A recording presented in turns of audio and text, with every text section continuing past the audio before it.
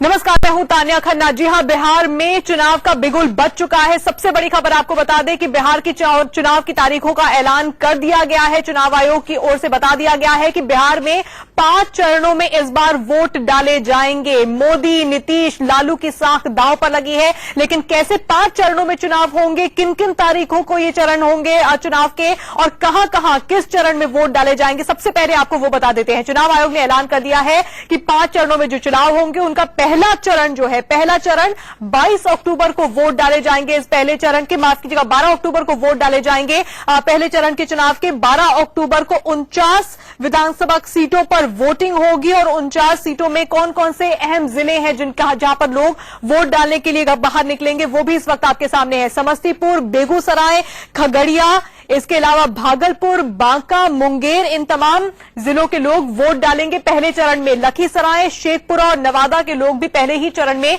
Vote डालेंगे। उसके बाद अब बात करते हैं दूसरे चरण के चुनाव की। दूसरे चरण के लिए वोटिंग 16 अक्टूबर को होगी। बांका, मुंगेर, इन तमाम जिलों के लोग वोट डालेंगे पहले चरण में। लखीसराय, शेखपुरा और नवादा के लोग भी पहले ही चरण में वोट डालेंगे। उसके बाद अब बात करते हैं दूसरे चरण के चुनाव की। दूसरे चरण के लिए वोटिंग 16 अक्टूबर को होने वाली है। 16 अक्टूबर को दूसरे चरण के वोट पड़ेंगे। 32 सीटों पर वोट डाले जाएंगे इस दूसरे चरण में। कैमूर, रोहतास, अरवल के अलावा जहानाबाद, औरंगाबाद, गया में भी वोट पड़ेंगे दूसरे चरण में। इसके बाद तीसरे चरण का चुनाव होगा। तीसरे चरण के चुनाव के लिए वोटिंग 28 अक्टूबर को होगी। 50 सीटों के लिए तीसरे चरण में वोट डाले जाएंगे। 50 सीटों में जो वोट पड़ेंगे, जिसमें कौन कौन से जिले हैं वो भी इस वक्त आप देख रहे हैं। सारण, वैशाली, नालंदा, इसके अलावा पटना, भोजपुर और बक्सर में भी वोट पड़ेंगे इस तीसरे चरण में 28 अक्टूबर को, जिसकी वोटिंग होनी है। इसके बाद चौथे चरण का चुनाव होगा। चौथे चरण का जो चुनाव होगा वो 1 नवंबर को होगा। 1 नवंबर को 55 सीटों के लिए वोटिंग होगी। 55 सीटों की वोटिंग के लिए पश्चिमी चंपारण, पूर्वी चंपारण, शिवहर, इसके अलावा सीतामढ़ी, मुजफ्फरपुर, गोपालगंज और सिवान में भी वोटिंग होगी इस चौथे चरण में। और उसके बाद आखिरी चरण यानी कि पांचवां चरण का जो चुनाव है, पांचवें चरण का चुनाव 5 नवंबर को होगा। 57 सीटों के लिए पांचवें चरण में वोटिंग होगी। जिन जगहों पर वोटिंग होगी वो आपके सामने है। मधुबनी, सुपौल, अररिया, किशनगंज, पूर्णिया, कटिहार, मधेपुरा, सहरसा, दरभंगा, इन तमाम जगहों में 5वें चरण पे वोटिंग होगी। और इन 5 चरणों में वोट पड़ने के बाद 8 नवंबर को वोटों की गिनती होने वाली है। दिवाली से ठीक पहले 8 नवंबर को साफ हो जाएगा किस्सा कुर्सी का में सीएम कौन होगा। बिहार में किसकी सरकार बनती है, यह 8 नवंबर को साफ होगा। 5 चरणों में होंगे बिहार के चुनाव।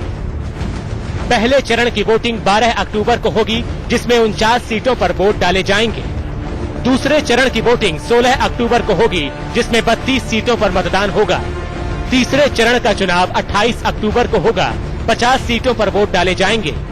चौथे चरण का चुनाव 1 नवंबर को होगा और 55 सीटों पर वोटिंग होगी। पांचवें चरण का चुनाव 5 नवंबर को होगा।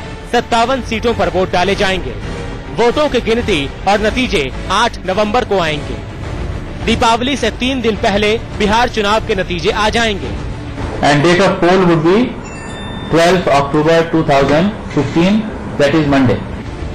पहले फेज में समस्तीपुर, बेगूसराय, खगड़िया, भागलपुर, बांका, मुंगेर, लखीसराय, शेखपुरा, नवादा और जमुई में वोट डाले जाएंगे। 16th October 2015, which is Friday. दूसरे चरण में कैमूर, रोहतास, जहानाबाद, गया, औरंगाबाद में वोट पड़ेंगे। And date of poll would be 28th October, which is Wednesday. तीसरे चरण में सारण, वैशाली, नालंदा, सोनपुर, बक्सर और पटना में वोट डाले जाएंगे। चौथे चरण में पश्चिमी चंपारण, पूर्वी चंपारण, सीतामढ़ी, मुजफ्फरपुर, गोपालगंज और सिवान में मतदान होगा। पांचवें चरण में मधुबनी, किशनगंज, पूर्णिया, सहरसा, दरभंगा और कटिहार में वोट डाले जाएंगे।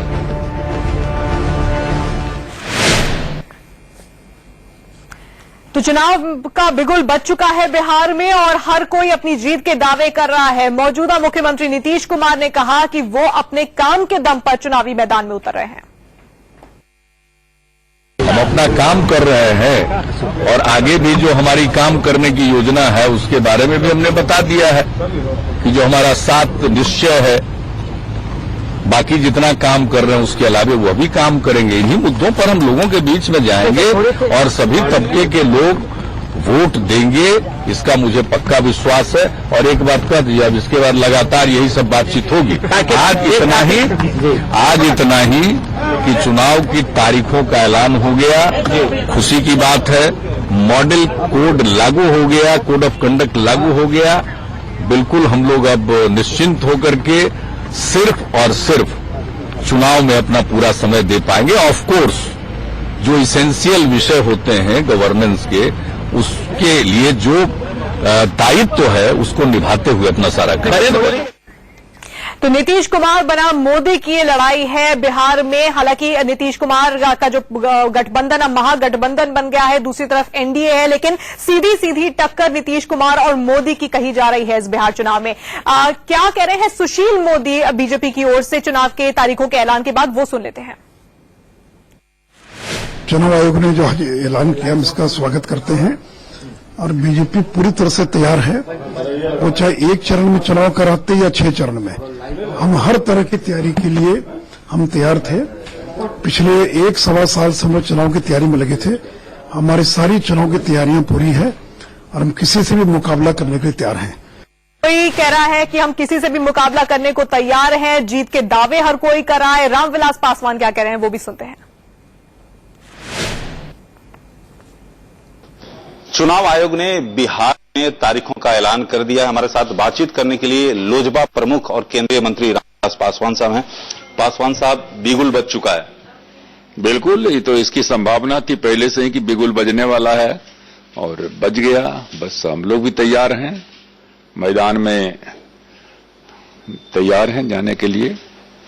लेकिन पासवान जी, जो आपका विरोधी खेमा है महागठबंधन, वहां सीटों का बंटवारा तो हो गया है, लेकिन एनडीए में बंटवारा नहीं हुआ है। तो वहां सीट का बंटवारा कहाँ हुआ है? सीट का बंटवारा इतना हो गया कि 100 तुम ले लो, 100 तुम ले लो, 40 तुम ले लो। कौन सीट लो? जब तक उसका बंटवारा नहीं होता है तब तक सीट का बंटवारा होने से क्या फायदा है? कब तक एनडीए में? नहीं, हमारा तो हम लोग तो 1, 2 दिन 3 दिन में हो जाएगा। अच्छा, लेकिन ये सीधे तौर पर आपके विरोधी भी आरोप लगा रहे हैं कि आपकी जो गठबंधन है उसमें सीएम कैंडिडेट नहीं है, जबकि उनका सीएम जो कैंडिडेट है उसका घोषणा पहले तो हमेशा लगाते हैं। वो तो हमको महाराष्ट्र के चुनाव के पहले भी लगाते थे, हरियाणा के चुनाव के पहले भी लगाते थे, झारखंड के चुनाव के पहले भी लगाते थे। सब जगह हो गया ना, उसी तरह बिहार में हो जाएगा। अच्छा, आपके जो गठबंधन के अंदर मांझी जी लगातार आप पर हमला कर रहे हैं, क्या? नहीं, कुछ नहीं। उसको देखिए, उसको जो है हम लोग जो है मांझी जी अपना हम लोग के परिवार के समान हैं और उसमें उसको ज्यादा तुल देने की आवश्यकता नहीं है। अच्छा पासवान जी, लेकिन जो बातें कही जा रही हैं उसके बारे में क्या? जिस तरह से मांझी जी बोल रहे हैं। नहीं, कुछ नहीं कहा है। वो देखिए, मांझी जी हैं, अब अपना हम लोग कह दिया कि हम लोग परिवार के सदस्य हैं। परिवार में चिराग ने बतला दिया, क्या कहते हैं कि हम लोग क्यों बोले हैं, नहीं बोले हैं। तो हम लोग बैठेंगे तो बात कर लेंगे, उसमें कौन चीज है। बहुत इसको बहुत ज्यादा उछालने से कोई जो है क्या कहते हैं कि कुछ मिलने उलने वाला है आपको नहीं है। अच्छा पासवान जी, सबसे खास बात ये कि जिस तरह से जो इलेक्शन है, फ्री एंड फेयर इलेक्शन हो, उसको लेकर क्या मन में कहीं?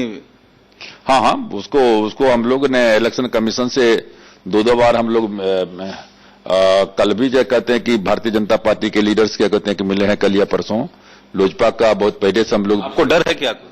नहीं, सरकारी तंत्र का दुरुपयोग तो करेंगे ही है, चूंकि जिस तरीके से ट्रांसफर पोस्टिंग अभी पिछले दिनों हुआ है वो इस बात का द्योतक है कि ये हर संभव कोशिश करेंगे लोगों को डराने का, धमकाने का। और आज भी आप जानते हैं गांव में जो है जो लोग हैं, मुखिया हैं, सरपंच हैं, तो एसपी है, डीएम है, उसको बुला करके डांट देता है, कह देता है, तो लोग डर जाते हैं समझने के। तो इसलिए ये तो सारा का सारा इनके लिए जो जीवन मौत का सवाल है।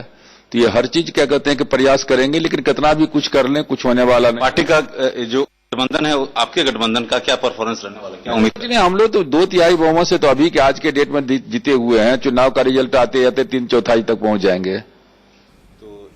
तो आपने सुना रामविलास पासवान को, जो कह रहे हैं कि मांझी की बात को बढ़ा चढ़ाकर ना रखा जाए, क्योंकि हम एक ही परिवार के सदस्य हैं, साथ बैठेंगे, सारी बातचीत हो जाएगी। लेकिन बड़ी बात जो रामविलास पासवान ने कही है वो ये है कि एनडीए में जो सीटों का बंटवारा है वो 2-3 दिनों में हो जाएगा। 2-3 दिनों में बातचीत करके जो सीटों का बंटवारा है वो पूरा कर लिया जाएगा। ये बड़ी बात उन्होंने कही। लेकिन आगे बढ़ते हैं और सुनते हैं कि शरद यादव क्या कह रहे हैं इस वक्त। सारे देश में अकेले एक सूबे में हो रहा और इलेक्शन कमीशन का दोष नहीं है ये। सरकार जो है वो फोर्स जो है वो मुहैया ठीक से नहीं कराती। तो 5 चरण जो है वो टू मच है, ज्यादा है। आप लग रहे हैं कि ज्यादा नहीं, लंबे समय तक लोगों को, और इसमें इसको कम करना चाहिए था। बाकी तो जो घोषणा की है उसका मैं स्वागत करता हूं और हमारा पूरा यकीन है कि बीजेपी नकली नोट लाने जा रही है यहाँ से, नेपाल से, और लोगों को बांटेगी। एक बड़ा गंभीर आरोप लगाया है। अब इस बेबुनियाद आरोप का हम क्या बोले? लालू प्रसाद जी हताशा में अगर यहां चले आ रहे हैं तो इससे बड़ा दुर्भाग्यपूर्ण कुछ नहीं हो सकता है। हम लोग भारत सरकार में मंत्री हैं, देश चला रहे हैं, 9 प्रदेश चला रहे हैं, कल बिहार चलाएंगे। लालू प्रसाद की कृपा से नहीं चला रहे हैं। ये कौन सी बात कर रहे हैं? बेबुनियाद हल्की बात। चलिए साहब, तो रविशंकर प्रसाद को आपने सुना, लेकिन लालू प्रसाद यादव ने कुछ देर पहले जो कहा था उस पर उन्होंने टिप्पणी करने से ही इनकार कर दिया। लालू प्रसाद यादव ने क्या कहा था वो भी सुनते हैं। इतना दिन से लोग सब तैयार कर रहे थे, अब रण क्षेत्र में अब चलना है, हिस्ट्री बज गया, धुके बज गया, धुके बज गया। अब सांप्रदायिक ताकतों को मैं ललकारता हूं, ललकार रहे हम लोग सांप्रदायिक ताकतों को कि आप फरियाद हो फील्ड में, मैदान में, पूरी तरह से हम लोग तैयार हैं। हमारी जनता पूरी तरह से तैयारी का सबूत गांधी मैदान में, स्वाभिमान रैली में हमारी जनता, महागठबंधन की जनता के संकेत देकर के और हम लोगों ने आह्वान कर दिया, उस सब लोग तैयार बैठे हुए हैं। इंतजार था इसी घड़ी का।